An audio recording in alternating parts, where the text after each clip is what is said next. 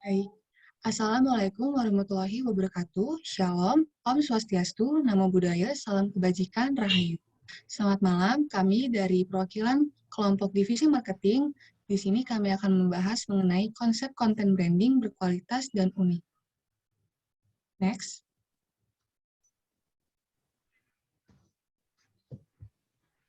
Baik, di sini saya akan memperkenalkan anggota dari kelompok kami. Yang pertama ada saya sendiri, Carolina Agatha Sarumaha, ada Dina Masyage, Nasta Safira Ramadina, Putri Regita Febriana, dan Farika Kurotun Uyun. Di sini kami akan membahas mengenai pengertian branding, konsep yang kami pilih, yang membahas mengenai who, media, tipe, target, dan ide, dan yang terakhir adalah summary. Di sini kami akan membahas mengenai pengertian branding.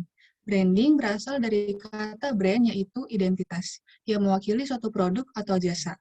Branding merupakan proses memberi nilai terhadap suatu organisasi, perusahaan, atau layanan dengan cara menciptakan merek yang menarik atensi konsumen. Simpelnya, tujuan branding adalah agar konsumen dapat mengenali perusahaan dari produk yang ditawarkan dengan memberi pembeda atau ciri khas yang dapat membedakannya dengan produk yang lain.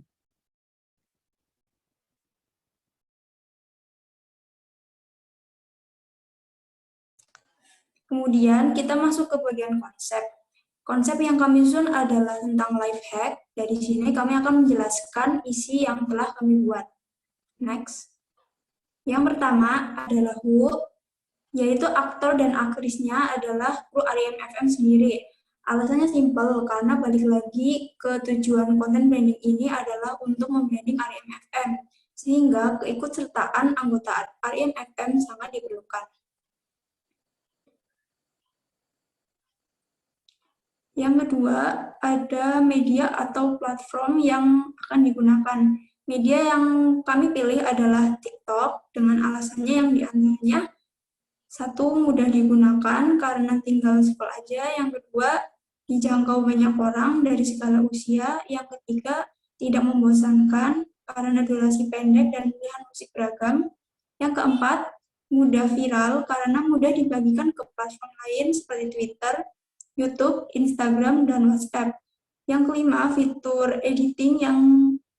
editing bawaan aplikasinya lengkap, bisa pakai background, potong tempel video, dan lain-lain. Yang keenam, preferensi pengguna TikTok rata-rata untuk mencari informasi dan hiburan. Kemudian, minim risiko terkena copyright. Copyright ini berkaitan dengan musik yang akan dipakai. Dan yang terakhir adalah algoritma TikTok yang memilih konten untuk dimunculkan di FYP berdasarkan jenis konten yang sering ditonton. Baik, selanjutnya adalah target.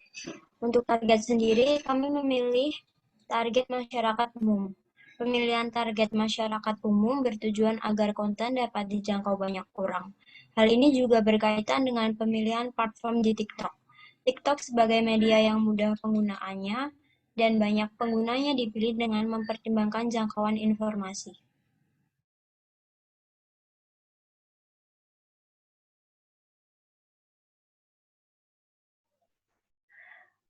Untuk selanjutnya, tipe konten. Tipe konten yang akan kami gunakan adalah tips and trick. Tips memiliki arti cara untuk melakukan sesuatu, dan trik berarti cara cepat atau mudah untuk melakukan tips itu sendiri. Tujuan dari konten ini adalah untuk menyajikan konten yang dapat memberikan manfaat berupa edukasi, ide baru, atau cara alternatif yang efisien untuk memecahkan suatu masalah. Kemudian, ide konten dari tipe konten tips and trick yang akan digunakan adalah konten life hack. Kenapa konten life hack? Karena konten ini sangat digemari dan bahkan dibutuhkan di semua kalangan, mulai dari kalangan pelajar hingga masyarakat umum. Bagi belajar, konten life hack dapat mempermudah mereka untuk mencari informasi ataupun mempelajari sesuatu yang berkaitan dengan kehidupan mereka sehari-hari. Kemudian, bagi masyarakat umum, konten life hack juga dapat memberikan suatu langkah yang efisien untuk dapat memecahkan masalah besar maupun kecil yang mereka hadapi di kehidupan mereka sehari-hari. Baik, selanjutnya yang terakhir yaitu kesimpulan. Nah, dari paparan yang sudah kami jelaskan sebelumnya, diperoleh simpulan yaitu dengan ide konten berupa life hack, diharapkan konten ini akan memberikan banyak manfaat kepada penonton. Masyarakat akan terbantu dengan berbagai ide alternatif yang disajikan oleh teman-teman RMFM. Baliknya, masyarakat otomatis akan kepo dan ingin mengenal RMFM. Selain itu, pemilihan platform TikTok juga telah melalui pertimbangan sebagai media yang seru dan tidak membosankan. Tidak seperti Instagram yang mempertimbangkan jumlah pengikut. Jangkauan dalam platform TikTok lebih berdasarkan pada algoritma seperti durasi menonton dan jenis konten yang sering ditonton.